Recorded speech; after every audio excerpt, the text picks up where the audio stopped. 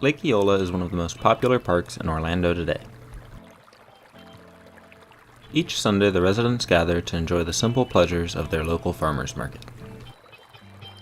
Many of these park-goers may be unaware that until recently the whole area was under the perpetually stony watch of a Confederate soldier. He stood here as a monument to the lost cause of the Civil War.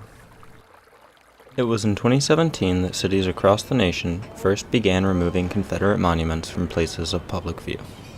This prompted a debate about how we should remember the past. Some people argue that we should ignore the memories evoked by a Confederate monument, and that's understandable. After all, the memories are very painful. Particularly so here in Florida, a state which, though often disassociated from the Deep South, had the highest number of lynchings per capita in all of the United States. Many of the lynchings occurred on the same terrible night, Election Night 1920, an event now known as the Ocoee Massacre.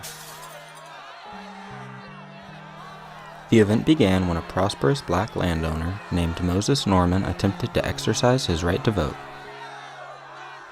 A series of tragic events then ensued, and by the end of the night, carloads of Klansmen had descended onto the town of Ocoee, lynching dozens of black citizens and burning their neighborhoods to the ground. Local histories of racially motivated violence are always an uncomfortable subject. So uncomfortable that many would argue it's better to just leave the past in the past. But we're speaking about events so recent that living people, the direct descendants of community members, are still haunted by what happened.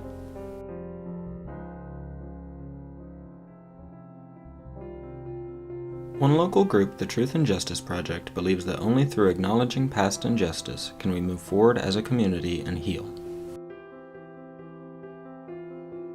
When Dr. Kristen Congdon first convened the Truth and Justice Project, it was labeled the Equal Justice Initiative, or EJI, Orange County Task Force.